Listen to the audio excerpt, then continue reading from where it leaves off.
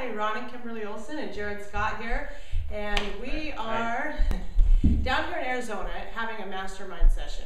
It's been an amazing week that we've been able to spend together. One of the things that we got talking about that just really blew our mind to the power of decision making.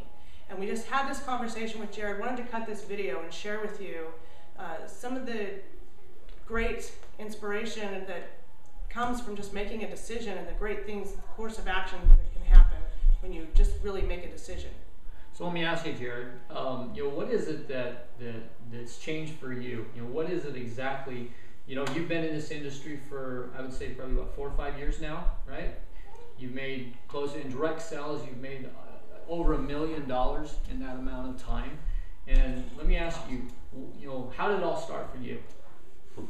Well, it's funny you ask that, Ron, and thanks for that. The power of decision. When you think about the power of decision, really, what is it?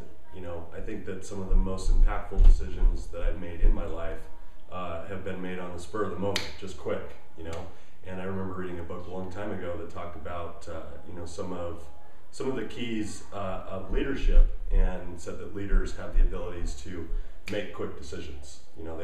They don't think about it. People that are willing to take risks. And things like that.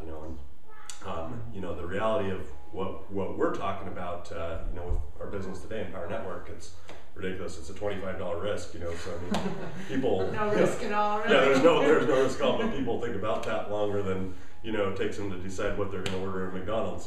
So.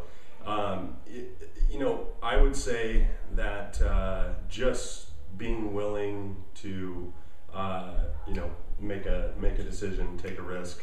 I've taken small risks and I've taken big risks, and we've had success, and then gained confidence and thought we could go out and take other risks, and maybe didn't make the right choices all the time, but we learned from those mistakes. Exactly. Well, let me ask you. How did it all start? Have you always been this successful? No, never. So I'm 30 years old, and I'm gonna stick to that claim for about another 2 months. But no, literally, it all started. Kind of my story, to kind of condense it. Otherwise, we'd be here all day. I was 19 years old, and I was actually a single father, raising my daughter. Had full custody of her, and still do, but actually high school dropout, no formal education, and I'd managed to actually score a job though at a traffic control company, and I was a flagger. Stop, go. That was pretty much the extent of my job, and I thought I had it made. I was making $25 to $32 an hour. Not too many 19-year-old high school dropouts that are making that kind of money. Yeah. I got to take the winters off, because it was seasonal work, from Idaho. And so we would draw unemployment during the wintertime. And I just thought, man, I'm gonna become a supervisor eventually, and I've got it made. I can just get back and work in the same amount of hours and things like that. But where it all changed for me, I'll never forget, was, and just remember this name, and I'll come back to the story, but a guy named Willie. Okay, Willie changed everything for me, right? And you've probably never even heard the story before. No. But where it first started is I had this neighbor, and his name was John Brewer, and he's part of the story as well.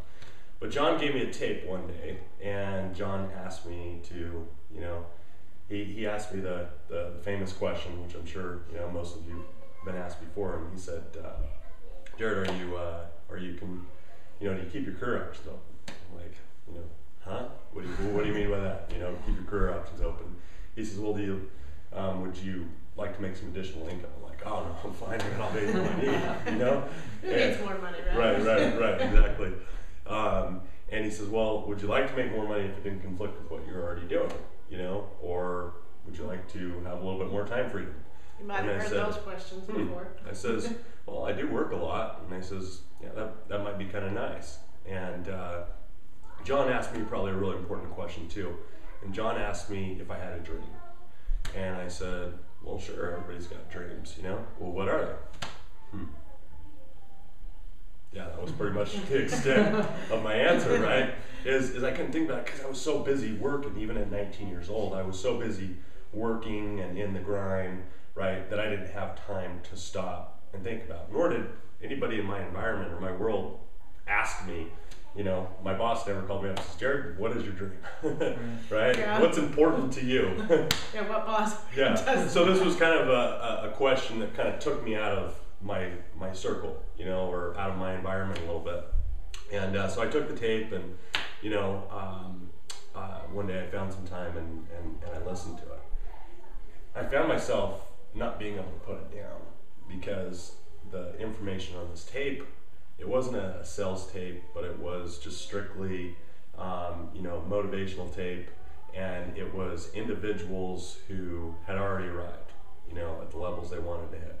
And it got me to start dreaming again. It got me to start thinking again. So immediately I was like, okay, I gotta have a meeting with John because I'm the type of person I want more information. And he taught me, you know, Robert Kiyosaki's Cash Flow Quadrant. Awesome And books. wow, just opened up my mind. And from that point forward, right, I wanted to run into work and tell my boss, hey, we got a problem. We need to get over here on this other side, you know. But of course, then I found out they didn't see it that way. Okay, and nobody else at work did either, and they said I needed to stay away from those things. And you know, dream stillers started to come into the picture, but I wasn't letting them steal my dream. And I worked really hard in that first company, and I made $7. And but I gained something more important than money, and that's where everything really changed. And it was the mindset. And so I remember getting laid off from work.